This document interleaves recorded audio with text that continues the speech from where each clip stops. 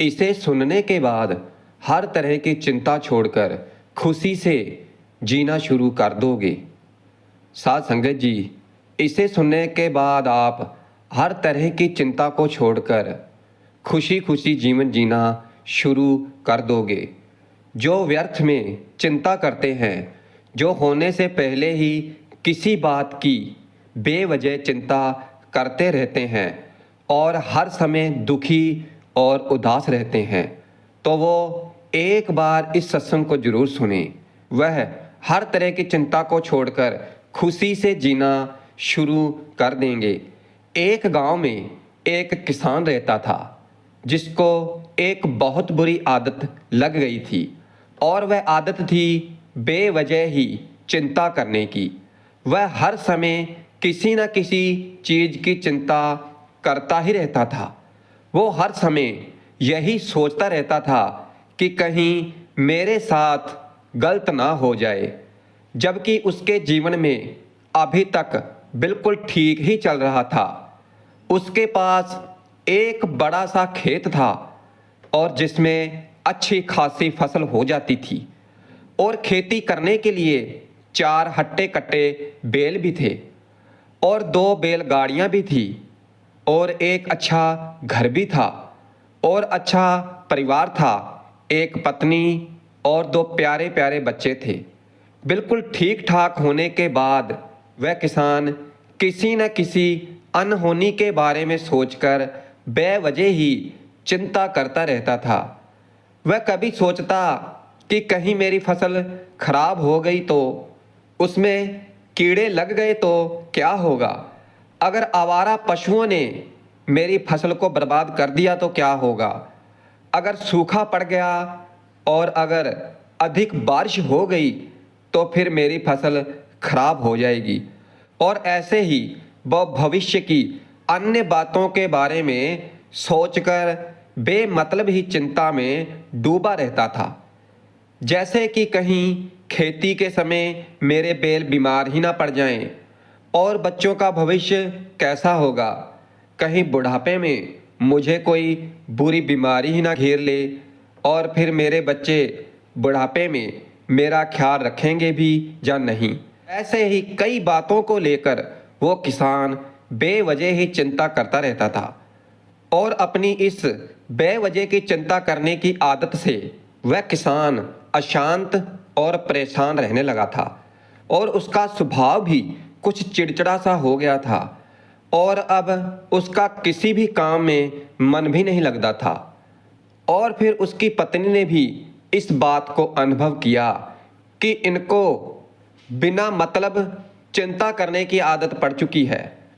उसे कई बार समझाने की कोशिश भी की कि आप वो बेवजह की चिंता करना छोड़ दो, मगर उसके समझाने का कोई फ़ायदा नहीं हुआ।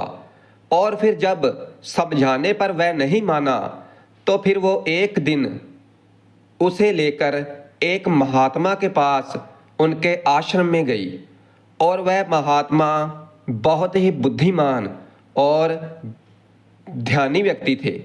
वो लोगों का भला करने के लिए और उनकी समस्याओं का हल करने के लिए बहुत ही प्रसिद्ध थे। और फिर किसान और उसकी पत्नी ने अपनी सारी समस्या महात्मा को सुनाई, अपनी सभी समस्याओं को उनके आगे रख दिया। किसान ने महात्मा से कहा कि महात्मा जी, मैं हर समय किसी न किसी बात की चिंता करता रहता हूँ। मैं ज़्यादातर उन बुरी चीज़ों के बारे में सोचकर चिंता करता रहता हूँ जो अभी तक मेरे साथ हुई भी नहीं। और फिर किसान की समस्या को पूरे ध्यान से सुनने के बाद महात्मा ने कहा, चलो ठीक है, तुम ऐसा करना कि कल सुबह आना, और उस समय मैं तुम्हें तुम्हारी समस्याओं का समाधान बता दूंगा। और फिर अगली सुबह वह किसान और उसकी पत्नी महात्मा के आश्रम में पहुंचते हैं, तो देखते हैं कि महात्मा बहुत ही चिंतित अवस्था में जमीन पर चौकड़ी लगाकर बैठे हुए हैं, और उनके सामने एक दूध से भरा हुआ गिलास रखा हुआ है, और वो महात्मा बार बार उस दूध के गिलास की तरफ देखते हैं और कभी अपने हाथ को अपने सिर पर रखते हैं और कभी अपने हाथ को जमीन पर मारते हैं। वो बहुत ही चिंतित और बेचैन दिखाई पड़ रहे थे। फिर महात्मा को इस तरह परेशान देखकर किसान ने उनसे पूछा कि हे महात्मा जी, क्या बात है, आप इतने परेशान क्यों हैं? फिर महात्मा ने बहुत ही बेचैनी भरे शब्दों में कहा कि मैं इस दूध के गिलास को लेकर बहुत ही चिंतित हूँ। मुझे चिंता हो रही है कि कहीं बिल्ली इस दूध को गिरा ना दे और कहीं ये दूध खराब ना हो जाए और कहीं आश्रम का कोई शिष्य इसे पी ही ना जाए। मैं इसी बात को लेकर सुबह से बहुत ही परेशान हूँ। महात्मा के मुख से ऐसी बातें सुनकर किसान और उसकी पत्नी जोर जोर से हंसने लगे। फिर किसान ने हंसते हुए कहा, महात्मा जी, इसमें इतनी चिंता करने वाली कौन सी बात है? ये दूध ही तो है। अगर इसे बिल्ली ने गिरा दिया या फिर ये खराब हो गया और या फिर इसे किसी ने पी भी लिया तो क्या होगा? ये आपको दोबारा मिल जाएगा और वैसे भी आपका चिंता करना व्यर्थ है, क्योंकि ना तो अभी इसे बिल्ली ने गिराया है, ना ही ये खराब हुआ है और ना ही अभी इसे किसी ने पिया है, और हो सकता है भविष्य में ऐसा हो ही ना। किसान के मुंह से ये बात सुनकर महात्मा जी मुस्कुराए और बोले कि भाई, मैं भी तो तुम्हें यही समझाने का प्रयास कर रहा हूँ कि भविष्य की उन घटनाओं की चिंता करना व्यर्थ है जो अभी हमारे साथ हुई ही नहीं और बहुत बड़ी संभावना है कि वो कभी होंगी भी नहीं। और मान लो अगर हो भी गई तो जिस चीज़ को तुम एक बार हासिल कर सकते हो तो उसे तुम दोबारा भी हासिल कर सकते हो, और अगर नहीं भी कर पाए तो कोई बात नहीं, क्योंकि समस्याओं के आने के साथ ही उन समस्याओं का सामना करने की हिम्मत भी अपने आप ही आ जाती है। और उस महात्मा की ये बातें सुनने के बाद किसान को ऐसा लगा कि जैसे किसी ने उसके गाल पर थप्पड़ मार दिया हो और उसे नींद से जगा दिया हो, और उसे महसूस हुआ कि वो भी तो यही गलती कर रहा है। वो भी भविष्य की उन घटनाओं के बारे में सोचकर चिंतित हो रहा है जो अभी तक घटी ही नहीं और शायद कभी घटेंगी भी नहीं। और वह कुछ देर तक स्थित खड़ा रह गया और फिर महात्मा के चरणों में गिर पड़ा और कहने लगा कि इतनी आसान भाषा में मुझे मेरी गलती का एहसास कराने के लिए आपका बहुत बहुत धन्यवाद, और मैं आज से पूरी कोशिश करूंगा कि मैं बेमतलब की चिंता करना बंद कर दूं। एक कहावत है कि जब तुम चल रहे हो तो केवल चलो, और जब तुम खा रहे हो तो केवल खाओ। इस कहावत ने कुछ महीने पहले मुझे पहली नज़र में ही इसके अर्थ के बारे में हैरान कर दिया था, और सच कहें तो मुझे ऐसा लगता है कि इस कहावत के अर्थ में वो राज छिपा है जिसे अगर किसी ने सही तरह से समझ लिया और अपने जीवन में ढाल लिया तो वो चिंता के बंधन से हमेशा हमेशा के लिए मुक्त हो जाएगा। इस कहावत के अर्थ के बारे में हम आगे जाकर बात करेंगे, मगर उससे पहले देखते हैं कि हमारे दिमाग में किस तरह के विचार ज़्यादा चल रहे होते हैं। अगर हम कुछ समय के लिए अपने विचारों पर ध्यान दें तो हम पाएंगे कि किसी भी काम को करने के बाद हमारे दिमाग में ज़्यादातर समय ये 4 विचार ज़्यादातर चलते रहते हैं। पहला, क्या मैंने ये सही किया है? दूसरा, क्या मैं इसे और बेहतर कर सकता था? और तीसरा, इसका परिणाम क्या होगा?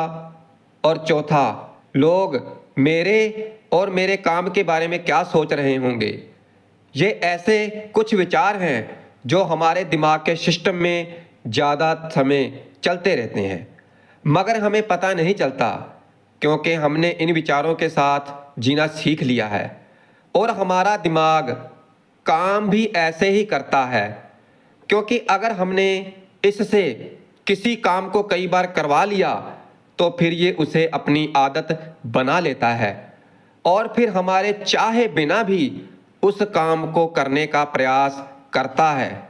शुरू शुरू में तो हम किसी भी काम को पूरी इच्छा और पूरे होश हवास में करते हैं, मगर बाद में वो हमारी आदत बन जाती है और फिर हम बस बेहोशी की हालत में बिना सोचे समझे उस काम को करते रहते हैं। जैसे कि जब हम शुरू शुरू में कार चलाना सीखते हैं तो उस समय हमें हर एक छोटी छोटी चीज़ की तरफ ध्यान देना पड़ता है और हम पूरी सावधानी के साथ कार चलाते हैं। मगर जैसे ही कुछ महीने बीत जाते हैं तो हमारा दिमाग इसे अपनी आदत बना लेता है और फिर हम चाहे फ़ोन पर बात कर रहे हों, चाहे कुछ खाते हुए भी आसानी से कार को चला लेते हैं और हमें इसके बारे में पहले की तरह ज़्यादा सोचना भी नहीं पड़ता। हमारे हाथ और पैर अपने आप ही गियर और ब्रेक्स की तरफ चले जाते हैं, क्योंकि अब हम कार को एक तरह से बेहोशी की हालत में चला रहे होते हैं। हमें पता भी नहीं होता और काम हो रहा होता है। और बिल्कुल ऐसा ही हमारी चिंता करने की आदत के साथ भी होता है। जैसे जब एक बच्चा छोटा होता है तो उसे पता नहीं होता कि चिंता क्या है, मगर जैसे ही वो थोड़ा बड़ा होता है तो माता पिता कहना शुरू कर देते हैं, बेटे आपको होमवर्क करना है, आपको उसकी चिंता नहीं हो रही, आपके एग्ज़ाम आने वाले हैं, आपको उसकी चिंता करनी चाहिए। और ऐसे ही ना जाने कितनी सारी चीज़ों के लिए बच्चों के आसपास के लोग उसे चिंता करने के लिए कहते हैं और फिर वो छोटा बच्चा इस बात को मान लेता है कि अच्छा किसी भी काम को करने के लिए हमें उसकी चिंता करनी पड़ती है और फिर वो भी किसी काम या घटना के बारे में बार बार सोचने लगता है। शुरू शुरू में तो वो इस काम को जानबूझकर करता है, मगर धीरे धीरे उसका मन इसे अपनी आदत बना लेता है और फिर ना चाहते हुए भी उसका मन एक ही विचार के बारे में बार बार सोचता रहता है और इस तरह फिर वो अपनी पूरी जिंदगी ही चिंता के इस जाल में फंसकर रह जाता है। मगर अब सवाल ये उठता है कि इसका समाधान क्या है?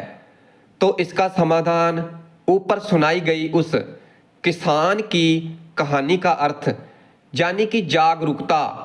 हमें अपने विचारों के प्रति जागरूक होना पड़ेगा। हमें थोड़ी देर रुककर इस बात पर ध्यान देना पड़ेगा कि कहीं हम ना चाहते हुए भी एक ही घटना के बारे में तो बार बार नहीं सोच रहे हैं। हमें पूरी जागरूकता के साथ ये देखने का प्रयास करना होगा कि पूरे दिन हमारे अंदर किस तरह के विचार उठते रहते हैं। अब आप पूछ सकते हैं कि केवल जागरूकता क्या करेगी? हम कहते हैं कि ये काफ़ी है, ये मन को शांत करने के लिए काफ़ी है, मन को अपने स्वभाव का एहसास कराने के लिए काफ़ी है और जीवन में जागरूकता लाने का सबसे आसान तरीका है ध्यान करना। और ध्यान करने के दौरान अपने विचारों पर ध्यान देना और फिर जब आप पूरी जागरूकता के साथ अपने विचारों पर ध्यान देना शुरू कर दोगे तो तब आप पाएंगे कि आपके मन में चलने वाले गैर जरूरी विचार एक एक करके अपने आप ही खत्म होना शुरू हो जाएंगे और फिर आप अनुभव कर पाएंगे एक आनंदित और सुखी और शांत जीवन का।